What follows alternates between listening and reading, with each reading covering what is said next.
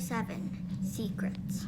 Do you want Hugo to know had a never secret? been inside the bookstore before, but of course he knew exactly where it was. He knew every inch of the train station. Opposite the cafe, not far from the main waiting room, there were 2 wooden tables covered in books, flanking a door that read R. Lapsy, bookseller, new and used. A little bell jangled as Hugo stepped inside the store. He was rubbing the buttons on his jacket, and one came off in his hand. He slipped it into his pocket, where he continued to rub it. His heart was pounding. The place smelled of old paper, dust, and cinnamon. It reminded him of school, and a brief flash of his old life pleasantly filled his memory. His best friend, Antonio, and Louis both had black hair and liked to pretend they were brothers. Hugo hadn't thought about them in a while. The taller of the 2 boys, Antonio, used to call Hugo TikTok because he always had clockworks in his pockets. Hugo wondered about them. Did they still pretend they were brothers? Did they miss me? Hugo also remembered that sometimes at night Father would read to him from amazing adventure stories by Jules Verne and a collection of Hans Christian Andersen's fairy tales, which were Hugo's favorites. He missed being read to. A clerk sat at the desk between 2 tall piles of encyclopedias. Hugo looked around. At first he didn't see anyone else in the shop, but then, like a mermaid rising from an ocean of paper, the girl emerged across the room. She closed the book she had been reading and motioned for Hugo to come over. So here's a picture of the girl, and she is in the bookstore.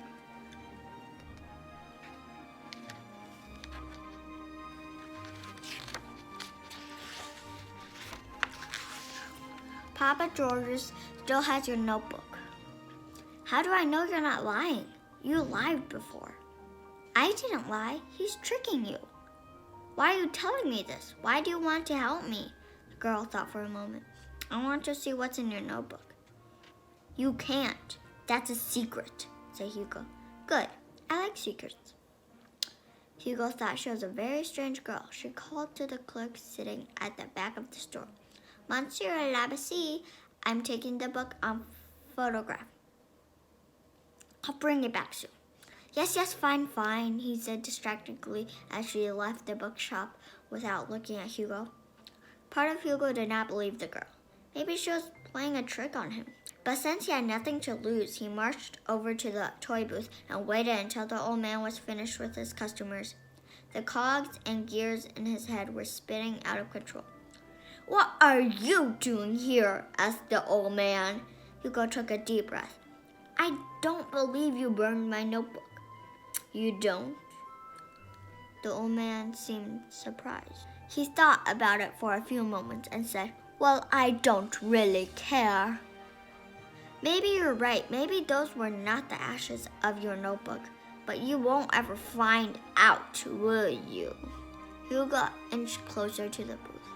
The old man calmly straightened the toys on the counter and said to the boy, You should not have returned. Here, Hugo Cabret, now go away. Hugo did, but later alone in his room, and while he scurried through the walls, fixing the clocks, Hugo thought about the automaton. He convinced himself he had to keep trying. He returned to the toy booth the next day and the day after that. At night, new drawings accumulated beneath his bed. Finally, on the 3rd day, the old man came at him with a broomstick. Hugo flinched, thinking that the old man was going to hit him. But instead, he raised the handle toward Hugo and said, Be useful. Hugo took the broom and began to sweep the floor around the booth. The old man watched carefully. When Hugo finished sweeping, he handed the broom back to the old man. Now give me my notebook. The old man coughed and reached into his pocket. He pulled out some change. Go buy me a croissant and a coffee, unless you're going to steal my coins too. Hugo happily grabbed the change and returned quickly with 2 croissants and 2 coffees. They ate and drank in silence. When they finished, the old man got up from the bench they were sitting on, went behind the counter, and found the remains of the little blue wind-up mouse that Hugo had stepped on when he caught stealing from the booth. The old man laid the crushed pieces on the counter and said, "Fix it." Hugo just stared at the old man. "I said, fix it," he repeated. "I need my tools," Hugo said. The old man took out a small canister of tiny screwdrivers, pliers, files, and brass hammers. "Use these." Hugo hesitated for a moment, but then set to work.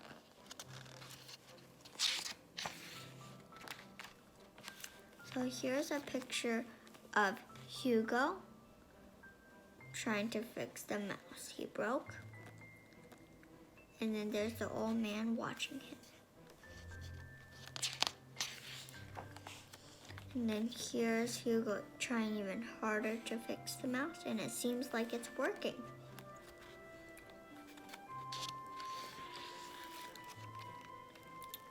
And it looks like he's almost done with the mouse in this picture. Because here's a head, here's a body, here's a tail.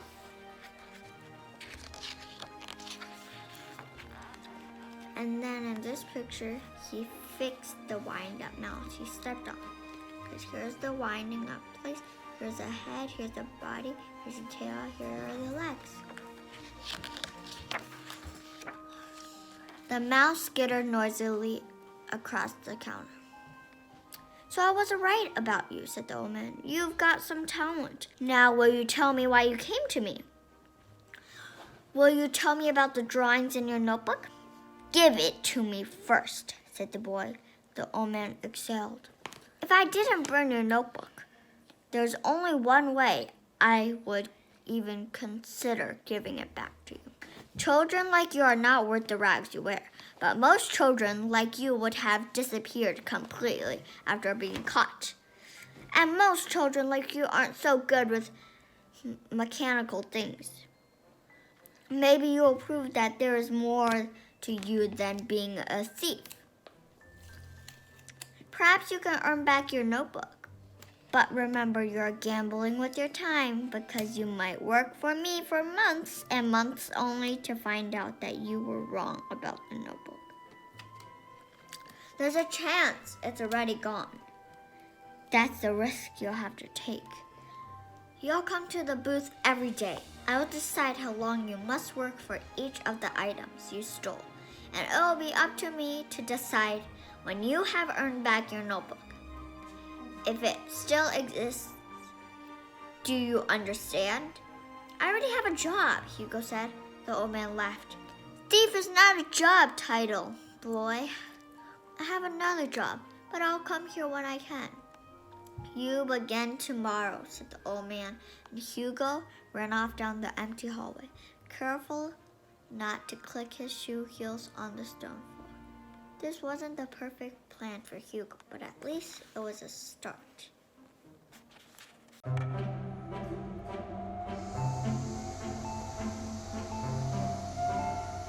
If you like this video, please like, share, subscribe, and hit the notification bell.